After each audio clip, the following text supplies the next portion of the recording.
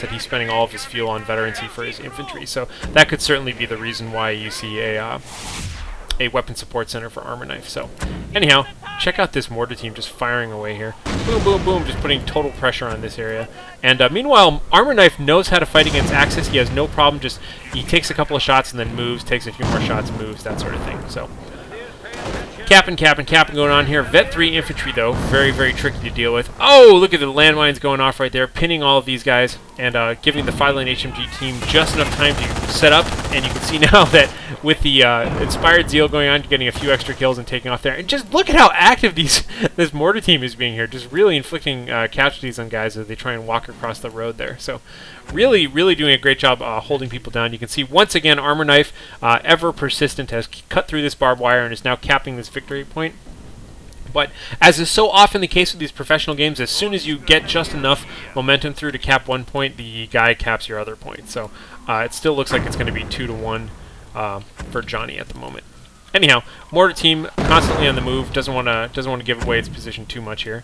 But I do like this. Accomplished mortar team just kind of firing away, getting random kills whenever he can. Landmines in the woods, sniper scouting up front, all looking pretty good here. And meanwhile, the Grenadiers doing the dirty work, kind of deep behind enemy lines there. So I like this anti-tank gun, just kind of ever vigilant, waiting for Shermans to show up or whatever is inevitably going to be there. And check it out, perfect duty for a terror officer. Just comes running on down here, capping some individuals, and taking care of this point. Meanwhile, Bargain Volkswagen is capping all this stuff on the right, and ArmorKnife, the pressure is really on him now. You can really feel that this is a 3-cap at this point. It's a 3-cap, and Johnny just has such terrific defense on this map. I really do feel like this map sort of, if you're going to play this defensive style, I do feel like this map sort of favors the southern player, just because it seems like all the terrain is in their advantage. Grenadiers here, doing some good jobs fighting away here. Got Grenadiers plus the Volkswagen. Volkswagen are a little out of range, though, not really quite putting the right pressure on here. Meanwhile, just have a whole bunch of flamethrower and rifleman. This combination, by the way, for all of you, any allied players whatsoever, Browning automatic rifle plus flamethrower is just awesome against infantry. So good. Here we have our first Sherman tank. By the way, we did eventually get a tier 4 tank depot up there. So now the battle changes a little bit, because the Sherman is great against infantry, the flamethrowers and the Browning automatic rifles are great against infantry. So you can see that this sort of stuff isn't going to last too much longer. The mines are still cool, but at this point he's going to have to start worrying about where his packs are going to be and that sort of stuff. So you can see just kind of capping all over the place right now, trying to take advantage of the retreat that his Sherman tank caused. And we're going to have to see now how Johnny's going to respond, because this is the point where you start worrying about your worrying about your armored players, because this is they're definitely in danger of picking up a Calliope and armor coming out and that sort of thing. So we'll see where that's going to go. Bunch of infantry down here, just kind of rejuicing. Pack still hasn't moved. I'm surprised that he didn't move that more up here, just kind of pointing across, because it seems, I would have thought it would be obvious. Look at that coverage from this accomplished mortar team. Accomplished mortar team is really, really effective against infantry. Just doing tons of damage there. Looks like the Sherman tank is just chilling out.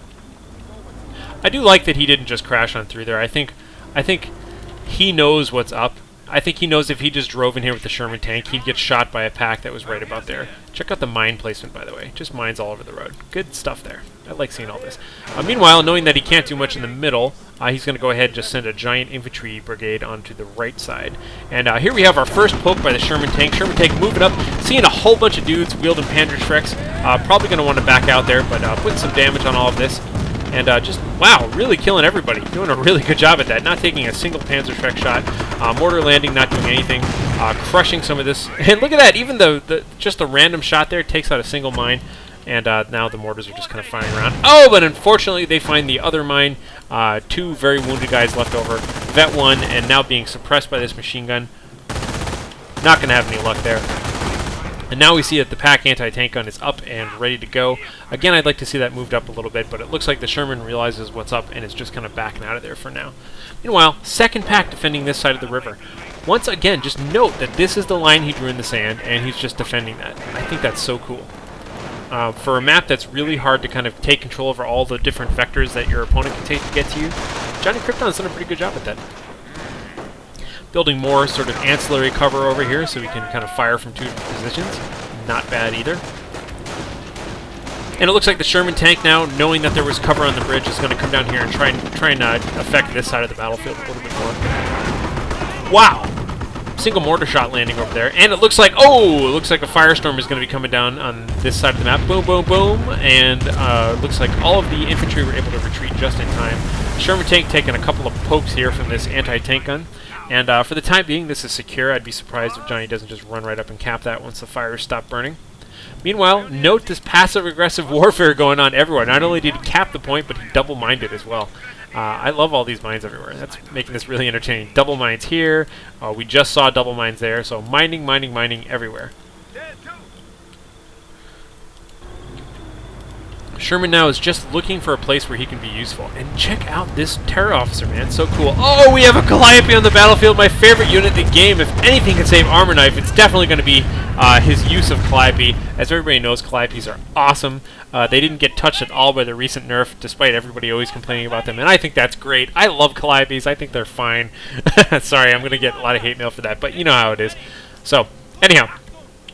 Calliope is just trying to put some pressure here, but unfortunately he has such dominant control that even a couple of Calliopes isn't going to change this too much. He can always just kind of readjust where his mortars are and that sort of thing. The mortars are taking some shots though. Kind of have to get on out of there. Mortars, look out, mortars! But check out that nice Fatherland HMG team positioning here. In the last game that we saw in Beaux Lowlands, I pointed this position out once again that if you are in the bottom position, you want to control this area, just set up a machine gun right about here, and it does give you a nice line of fire over this whole entrance here. Granted, it doesn't cover this, but the barbed wire helps with that sort of thing. So, cool to see that in effect once again. And JohnnyCrypton just pushing out across the river one more time. So he's got nice little defenses set up on this side of the river, and he knows that he can just come out here, cap some stuff, and then leave. And it's only going to force ArmorKnife to take casualties on his side of the map. So, cool, cool, cool. Need to see what else ArmorKnife is going to do at this point, though. He does feel pretty trapped. There are just too many fronts for him to fight on, and they're all too well defended. This kind of stuff is nice. This little passive-aggressive grab down here is going to do well. And you can see a sniper here. ArmorKnife sniper is sneaking on up and trying to take out the rest of this Fatherland HMG team, and looks like he's going to back off. Maybe he's looking for a sniper. Oh, sniper warfare. Do they see each other? Yes, they do. Oh! And the sniper gets the first shot. JohnnyCrypton sniper. And look at this!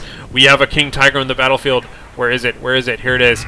So King Tiger on the battlefield now for JohnnyCrypton. This is certainly going to cause a whole lot of trouble for a low-level allied player, low-level armored player. Looks like the Calliope shots are coming on in.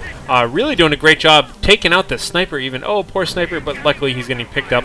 He's getting picked up by this medic here. So just a single Fatherland HMG team here. You can see how effective this has been, but check it out, the bunker taking that sniper up turns him right back into a grenadier, and that's all well and good. In fact, these grenadiers are just going to take off and cap this left-hand side of the map once again. So, but you can see how effective his use of Sherman Calliope is. Just completely broke the defenses on this area here, but unfortunately he just does not have enough troops. There's fighting happening everywhere here. Basically, all of this incursion from JohnnyCrypton is forcing ArmorKnife just to fight on his side of the map. You can see the tank is coming up here trying to get rid of some of these bargain Volksgrenadiers, that sort of thing.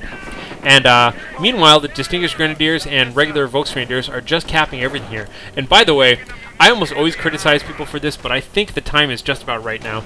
He knows that he can account for almost, JohnnyCrypton can account for almost all of ArmorKnife's units in the field and says, okay, King Tiger in the base. Just right in the base, no problem. I think, you know, it's important to distinguish between top pro players kind of all-inning on a base versus just your average Joe all-inning on a base. And check this out, combined with the Firestorm. Oh, Firestorm comes in, massive casualties here, just doing tons of damage. Firestorm plus King Tiger right in the front of the base, taking out the one machine gun emplacement that was covering this side of the map. And now it just looks like there's real trouble here. We do have a single Sherman tank here that pushed all the way in, making room for the riflemen to come through here. Now you can see he's going to have to deal with whatever pack was still on this side of the map. This pack is here. He's probably going to get a shot or two, but it looks like this tank is trying to move outside of his maximum range. Ouch! Nice little side armor shot there. Trying to put pressure on this accomplished mortar team, but I think maybe ArmorKnife was just responding with his own little all-in attempt on a base here. But you can see right now the King Tiger is just pounding away at these buildings, just wrecking buildings left and right. Already taking out everything here. Looks like the triage center went down, the bunker went down, and the barracks went down there. So now putting lots of pressure out here. Again, tons of defense in the middle of the road here. Action just everywhere.